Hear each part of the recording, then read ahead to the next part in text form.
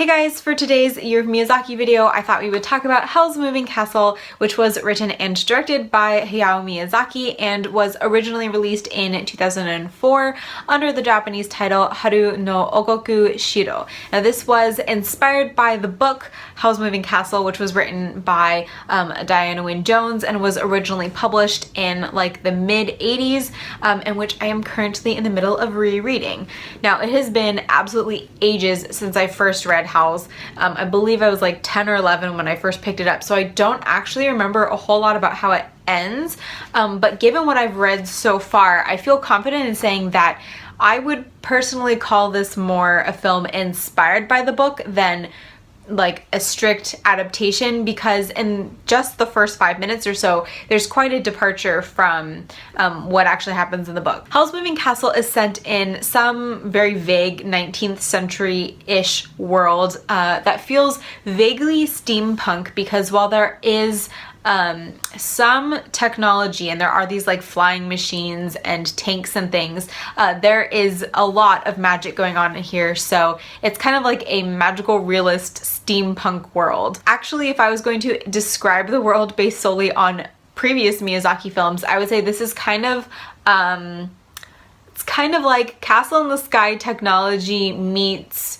Kiki's Delivery Service, kind of like European coastal town thing, so hopefully that sounds vaguely interesting. It's the story of a young woman named Sophie who works as a hatter's apprentice in a hat shop in a relatively small town at the base of this like rolling hills, and who is basically kind of a boring good girl. She enjoys making hats, but she doesn't really have a passion for it, and she kind of just goes along with her lot in life because she's the oldest daughter within her family and she feels like that's kind of her job. One day during a festival, she goes out to go visit her sister and gets accosted by these two soldiers, and then is surprisingly saved by this mysterious man who somehow knows how to fly. He lifts her up into the sky, and they bypass all of the crowds and the craziness by walking on air. And it's only after that encounter that she realizes that she has had some kind of encounter with a wizard. Now this turns out to be quite a long day, because later that evening Sophie returns to the hat shop to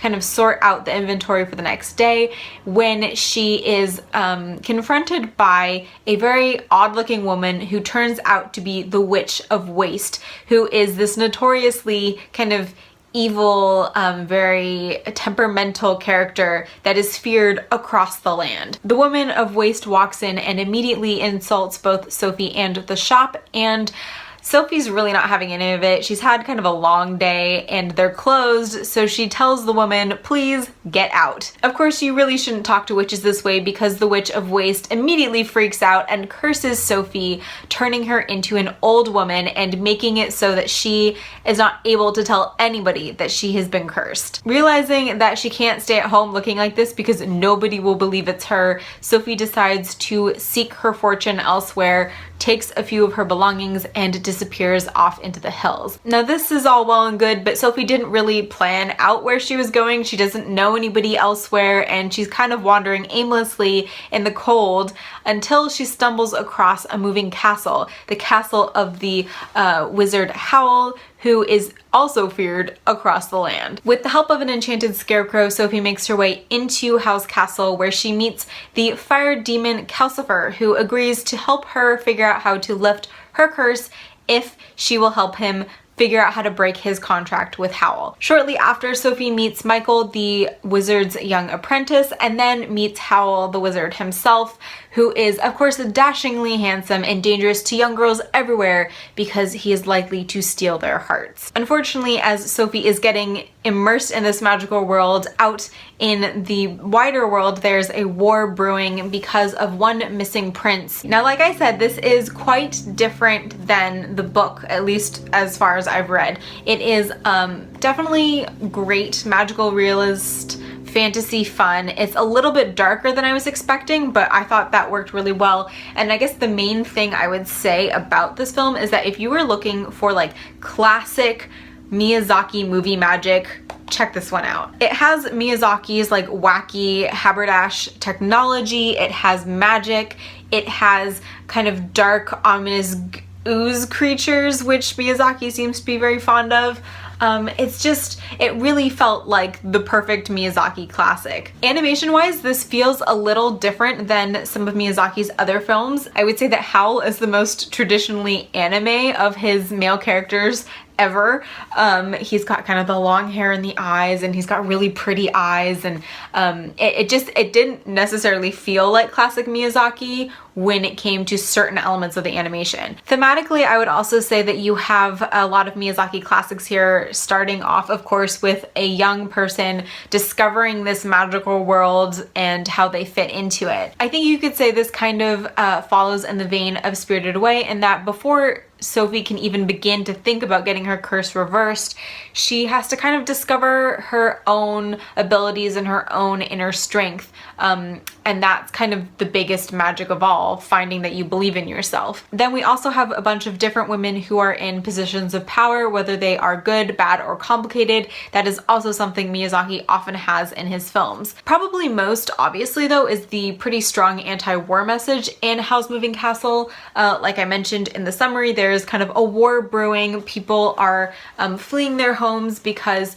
they are being bombed, and Howl is very outspoken in his dislike of this war. He calls those fighting murderers. He is very adamant that he has no intention of becoming a weapon for the king, even though he has been summoned multiple times. Again, this shouldn't be a surprise, especially if you've watched any of my Miyazaki discussions, because he is a very vocal pacifist, and this is something that crops up again and again in his films.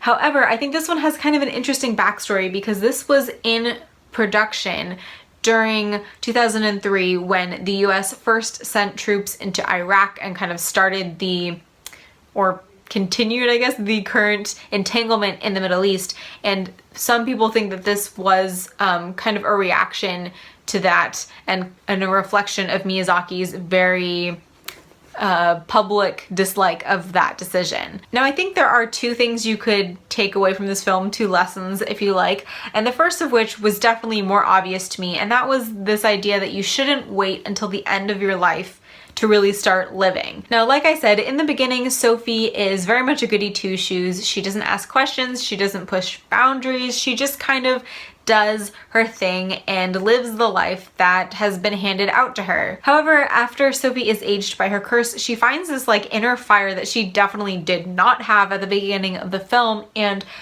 she is more curious and more spontaneous and more willing to take risks and go on adventures, and yet she finds that harder in an old woman's body, because obviously an old woman's body can't do all the same things that a young person's body can. So in my head, that translated into, don't waste your golden years doing what everybody else tells you you should be doing. Go out and live your life. The other message or lesson you could find in this film is the idea that there is magic and strength in the ordinary. Now, Sophie says a couple of times that she's not pretty, and she's never been pretty. She is ordinary, she's plain, she is not extraordinary at all, and that is just kind of her lot in life, or so she thinks. However, as the film progresses, we realize she's really this incredible personality. She's got this force of life behind her, and nobody else seems to be able to do the kind of things she does. Now, yes, this is a fantastical animated film, and Sophie is its protagonist, so of course she's gonna have some like integral, important qualities, but I feel like this is just a really good reminder that even if you feel like the most boring, ordinary person on the face of the planet, when you really put your mind to things and you really want to do something extraordinary, you can. And if that's not an inspiring message, I don't know what is. So those are my thoughts on Howl's Moving Castle by Hayao Miyazaki and Studio Ghibli, and I would love to know what you guys think of this film if you have watched it. This was actually my first time seeing it. I received this for Christmas last year, and I finally got around to watching it. Now I'm really interested to finish my reread of the book, because from what I can tell so far, these are totally different things. The next Studio Ghibli film I will be watching is Tales from Earthsea, which was actually, I believe, written by Miyazaki's son. So really looking forward to that. And that is actually based on another book by Ursula K. Le Guin. So if you wanted to, I don't know, watch and read that before I put my discussion video up, now is your opportunity to do so. Apologies if I sound a little weird. I'm having some kind of like allergy attack right now, but thank you guys so much for watching. I hope you enjoyed the video and the film as well. I hope you're having a fantastic day, and I will see you next time. Bye!